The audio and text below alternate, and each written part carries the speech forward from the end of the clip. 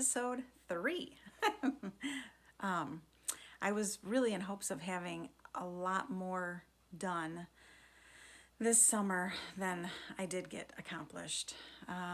We started the summer out with our second son, our middle child, graduating from high school, which was a lot of fun. But of course, along with that comes, just taking up your time and cleaning and redoing things and, trying to get life figured out, right?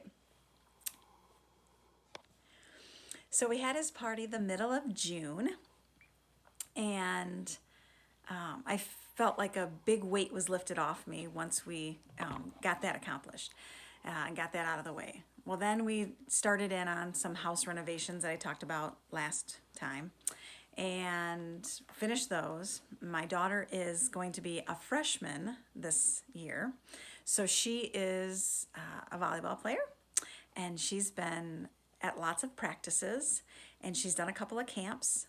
Last year they changed her position, and so now she's a setter this year. So she is having to learn all the different techniques and things that are involved with that. So we've had her go to a couple different things that are just on setting so that she has a better understanding of how to play that position. So along with all of the practices that school has week after week, they do sand once a week, they do like some strength training and agility once a week, and then they do just their typical practices with drills and scrimmages and things. So it's been a lot different. It's been a lot more intense than middle school and upper elementary. So she's already had tryouts for club, and so it's been a very exciting, fun summer of her touching the ball a lot. So it's been fun. But it's kept me from getting as much done as I really hoped. I was in hopes of getting into the habit of once a week doing videos, and that hasn't quite happened. So here we are. It is the end of July now. Oh, goodness. Which, as a teacher, is the sign that it's time to go back. It's time to wrap up summer and get ready to hit the ground running. So we go back on August 9th officially. We have a few days before that coming weekend where we do a lot of meetings and getting our rooms ready and different things like that. And then August 13th is our block party.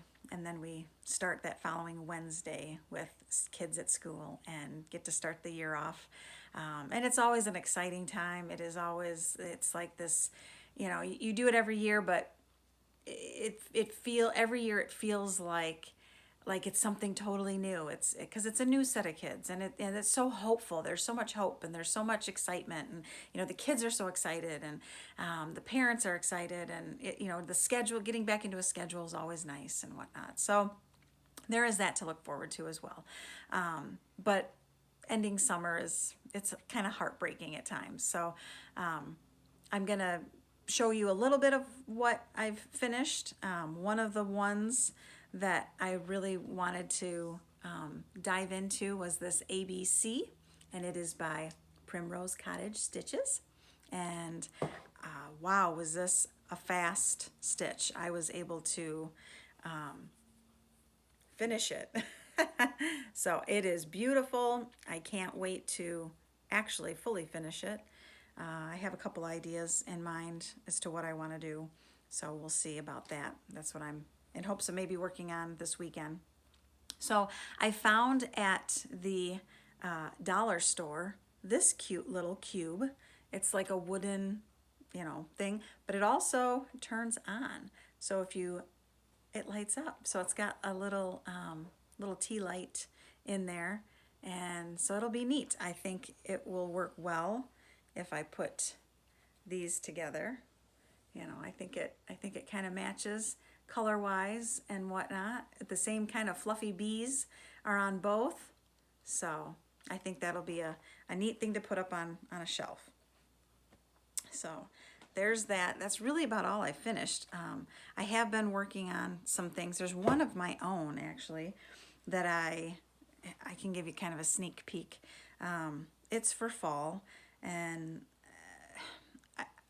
It's not one that I've seen out there. I mean, there may be some form of it, I'm sure, because there's forms of everything everywhere.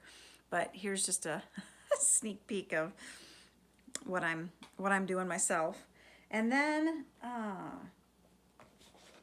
I had also gotten Autumn Rules from Primrose Stitches as well.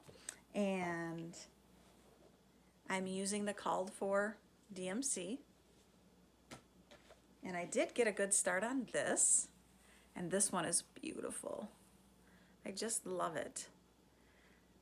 So you can see here, I have some threads that are coming out, right? So if I have a spot where I know I'm gonna need this color, instead of tying off right there, I might drag it. On something darker like this is a vintage mocha 25 count Lugana. I can easily drag that into the next group if I need it. And it was a big enough thread. I mean, it's pretty long, it's pretty big. So I might be able to use that a little bit further down later. So that's a lot of times what I do, you know. Sometimes with white, we can't drag our threads in the back, but with this darker, thicker fabric, we can. Again, in my little container of working on this, I'm using the stitch line of fabric from, well, it's put out by Riley Blake, but it's definitely, there's a tutorial for you to be able to make these yourself if you'd like, by Lori Holt. So I think it's her kind of design or whatever, but it's a 7x7 and they just fit wonderfully. So I can put my pattern and my threads, my fabric and my itty bitty, all in these cheap containers that I told you about last time from Walmart that I got on clearance after school time, and it's perfect. It's not very thick, but all of it fits in here so nicely, and they're reusable. They work great. Now you can't see inside, so you could put a little label if you wanted to, and add like what the pattern's called that you have stored in here. I did last time show you a project bag, my first project bag that I've ever purchased. And I got a great deal on it. It was from a lady on Etsy, and she makes them for you. Like, you can pick a bunch of different designs that she has on her page. And then I like a lot of Lori Holt things, so this was some Lori Holt fabric, and then she used some grunge fabric as well. See, quilting is, I'll say, my first love. It's an equal love. I cross-stitched as a kid. That was probably my first thing, even before sewing. My mom is a garment sewer, so I did have some knowledge of sewing as a child. I remember for cheerleading camp in junior high, we had to have like black shorts, so I made my first pair of black shorts about that time frame. And I have scoliosis really badly. So when I went into the Air Force myself, the Air Force allows you a 12 and 13 degree curvature at the time, and I had a full 20 some plus 30 some, full curve S. And so I had to get a waiver in order to get in, which is what, you know, made me say, never mind. But I'm glad my son's able to be in the Air Force and enjoy his time in there. So as far as this bag goes, the name of the lady, the name of the store is Ragtime Quilts, Ragtag Quilt Art. I will list it below. I'll put a link on there. She not only makes these, which of course are super cute, and you know, they come with the little tag on them. They're made really, really well. She's done a great job of lining things up and whatnot. I'm pretty impressed. She also has these, they're called project minders, and again, I got mine to kind of match each other. Okay, she's got lots of different colorways to choose from, and so then you open it up, and inside there's a spot. This is like a felted kind of cloth for your threads to go to. There is also two little pockets here where you can stick your threads, you can stick your scissors and things. There's a needle minder here that can come off, and you can use it on your project, or you can keep it on here for your some extra pins. You could always put extra pins in here, but again, this is made super well. I was super impressed with it. I think it's cute. I'm glad to have it and can't wait to start using it on my next project. As far as haul goes, one of the patterns I picked up, I found this on an Etsy store somewhere, and this is called Let Freedom Ring. I'm trying to get the glare to go off of there, but it's much more of a traditional type of pattern. It's super cool. I love the fact that, you know, with the flag and the Liberty Bell, it's got, of course, 4th of July, Independence, 1776, with the big, huge building, flags. I don't know, like, it's just all the little colonial people, the carriage is so neat, and the horse on there, there's some birds, and lots of beautiful flowers. So it's very traditional. I've started collecting a bunch of the DMC for it, and it calls for 35 count R&R classic homespun. Well, I couldn't find any of that. There was none of the called for fabric available. With the shortages of things, threads, fabrics, all of those are kind of hard to find. So what I did purchase was this Witchell 32 count ivory Jobelin, and it's 18 by 27, so it's like a fat quarter, I think is what they call that. It's very see-through. It's an even weave. The problem is, with its size, fabric, it says if you're using 32 count, which that's what this is, the finished size is 19 3/8 by 14 7/8. This is 27 by 18. Should theoretically work, but I'm a little leery. I think I maybe need a different, I would hate to start it. I can maybe count it out and look at it and see. Being an even weave, it should, you know, be, I don't know, should come out okay. Shouldn't have a lot of manipulation to it, you know, like where I start someplace and end up really short. So we'll see. I'm gonna have to play with this a little bit and see if it's what I want. What I've chosen to put it in is 1 2 3 Stitch had these types of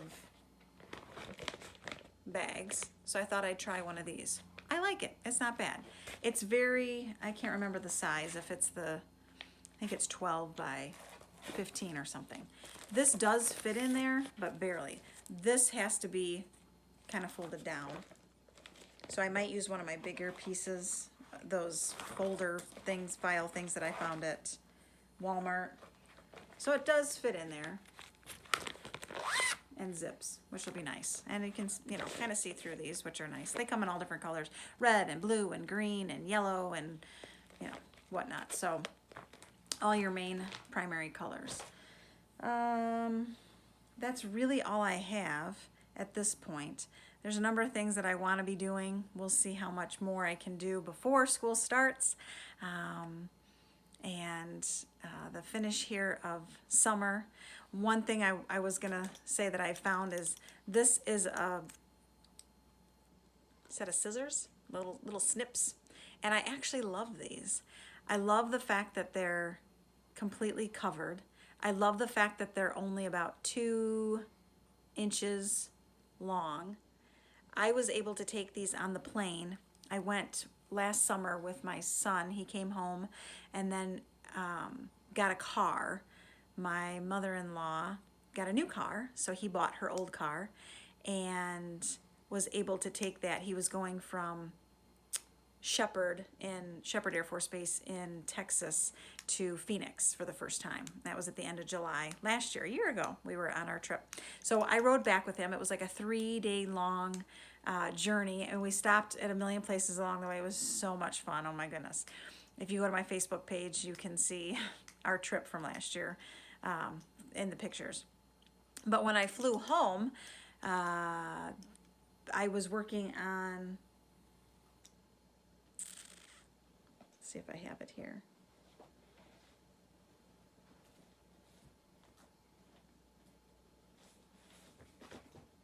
I was working on this one.